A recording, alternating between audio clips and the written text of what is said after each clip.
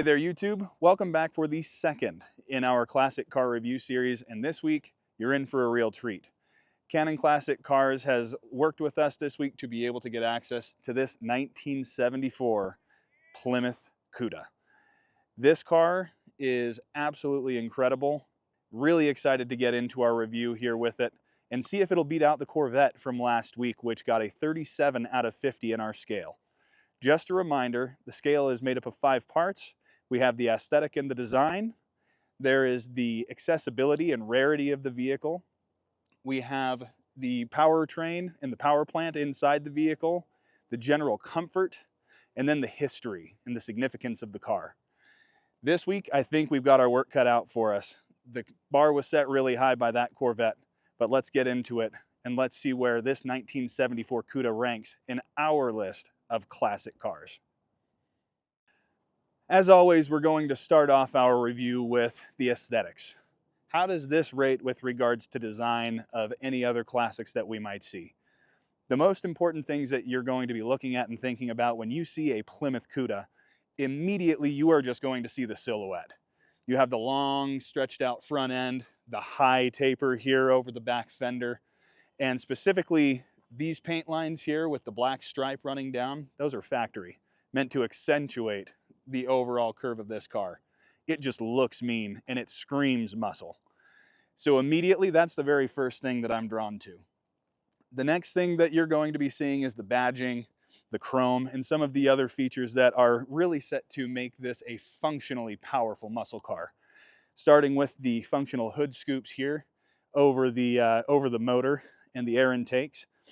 This thing here has a 360 V8 4-barrel carb inside of it, and it needs to suck down as much air as possible. These help make that happen. Apart from that, on the front end of the car, you come back to a single headlight construction. The model before this did have dual headlights, and it actually is a harken back to the original 70 Cuda, which did have the single headlight. The other thing to note is the grille and the little vents there in the middle, kind of gills, if you will. That was a new addition in the 73 and 74 range at the tail end of the Barracuda and Cuda range. As you move along and come down, you have some incredible trim work. You have some great chrome callouts, as most of the classics really had. But where you really land in the final focus of this car is on the tail end. This panel here on the back, 4 circular headlights, separates it from some of the earlier Cuda models. It could not look any better. So the exterior of this car really could not be more well defined. And for me personally, I'm a fan of it. The best thing that I find about these is really that stance. If you look from the side, look at it from the out, you can see that the back tires are larger than the front. Gives it a much more aggressive stance and rake to the car. And being an American, screams American muscle. So I would say overall, looking at the body lines, just knowing exactly what this car is as soon as I step outside, the first thing that we're going to see with design on the exterior, I'm going to rate this, I'm going to say a 4.2 out of 5 for the exterior. Now let's move on to the interior. As we move to the interior of this car, the first thing that really strikes out to me is that it is a very large cockpit. So the interior itself, the dash extends across the front here.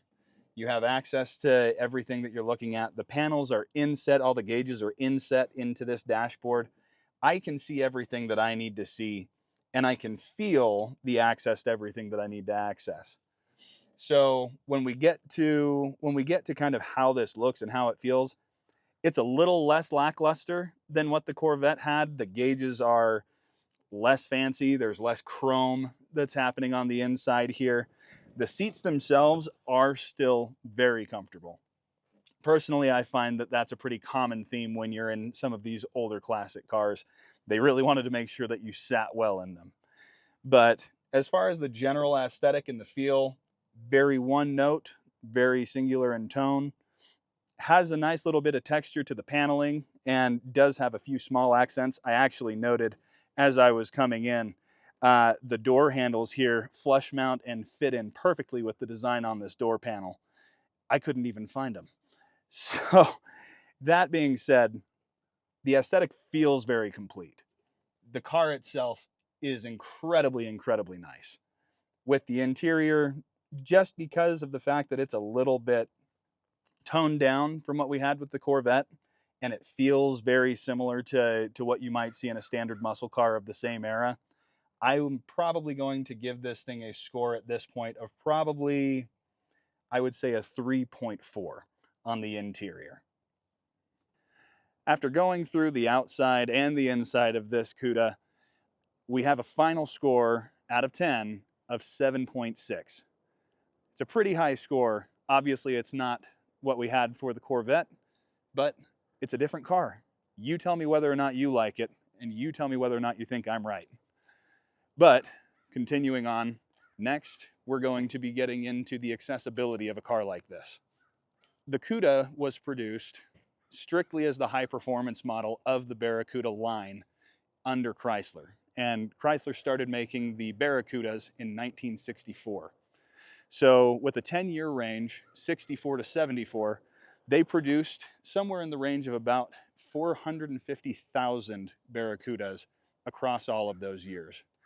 On the tail end of that, though, the ones that are more iconic and the ones that people think about the most and relate to the Cuda is the E-body, which was transitioned to in 1970. It sat on the same platform as the Dodge Challenger. This car here, as the 74, was the very last year that they actually produced the Cuda. And not only that, there were only 11,500-ish that were produced in 74. So all in all, relatively low numbers available. And where this car was originally intended to compete against Mustangs and Camaros, very much less available, and people were generally less interested in them at the time. Right now, because they are so rare and because they were so exclusive, does make them a little bit more sought after. If I were looking today for a Cuda like this, anything from the 1974-73 range is going to have a little bit lower price for a couple of reasons. One, in 1973, there was a massive energy crisis that hit just about everyone in the manufacturing of cars in the US and in the world. You had a massive step down in power. The 426 Hemi was no longer offered. They transitioned to only a few offerings that had less power within the motor, like they had here in a 360, which is the higher end that you would see on this car. In general, lower power and less optionability for the later models. You might be able to find one that is in a project state. If you were to barn find it, you may be able to pick that up for anywhere in the range of about $25,000 to $30,000. Something like this, where it's had a bit of restoration done to it, has a little bit nicer finish. You don't have to do a lot of work on it. I've seen the prices on Bring a Trailer for those in the last 10 years fetch anywhere from about the $40,000 range upwards to about $95,000, depending on your options and depending on your colors.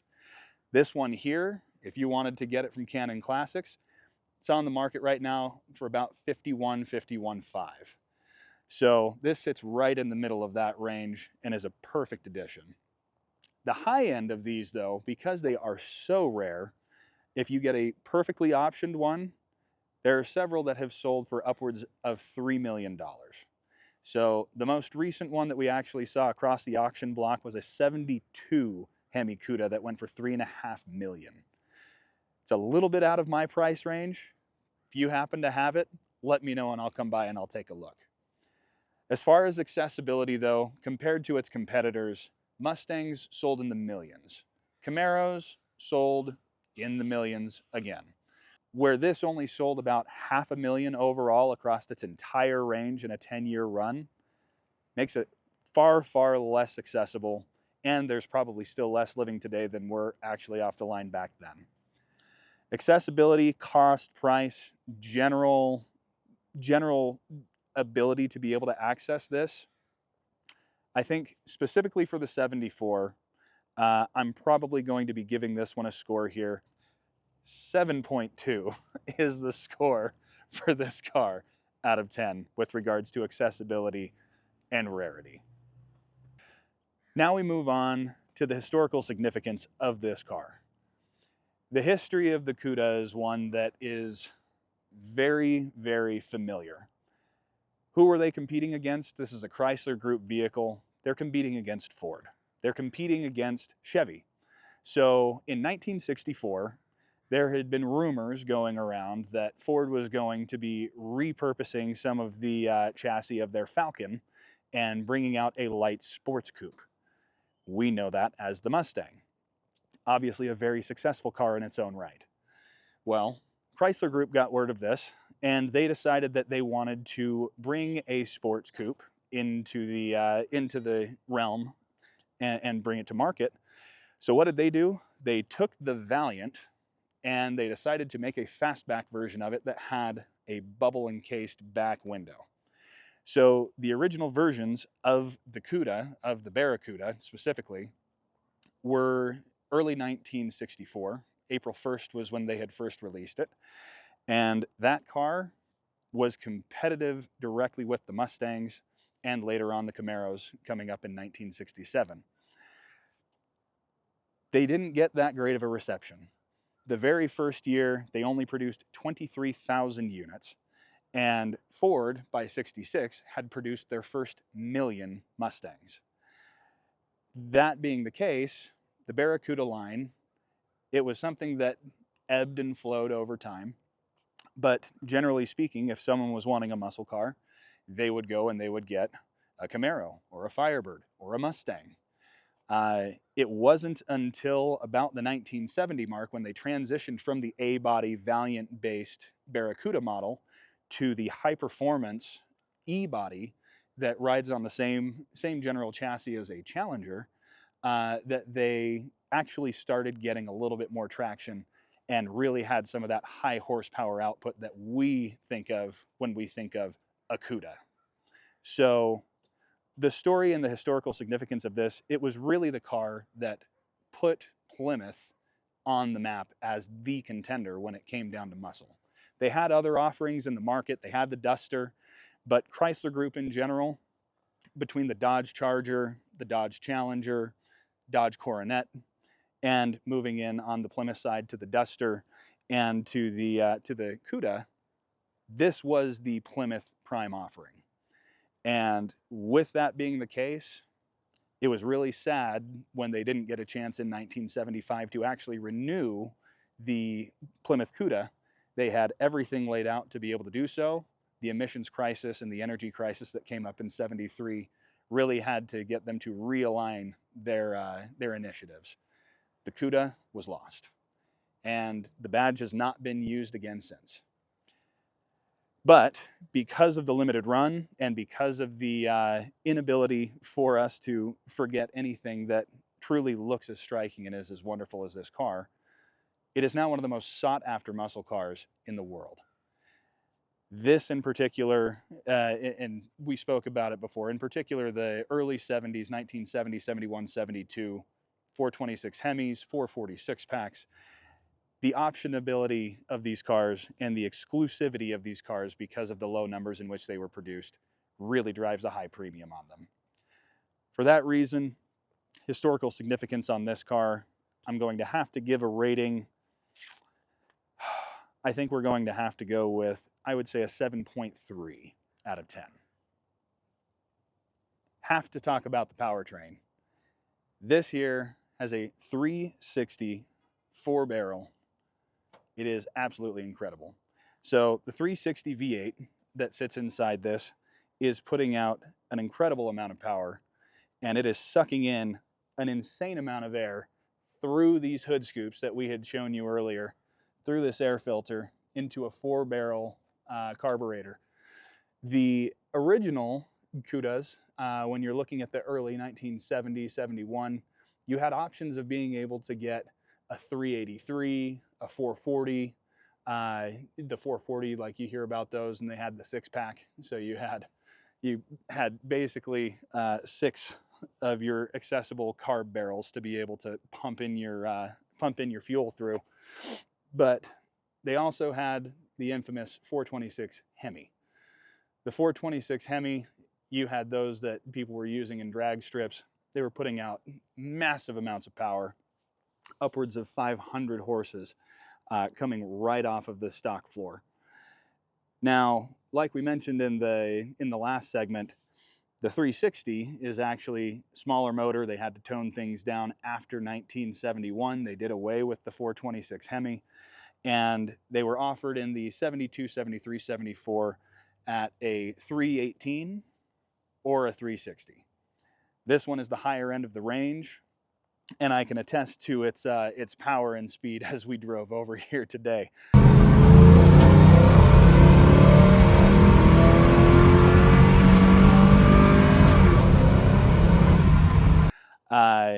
Based on that, and based on the powertrain that this thing has in it, I'm going to have to give this one a 7.8 out of 10.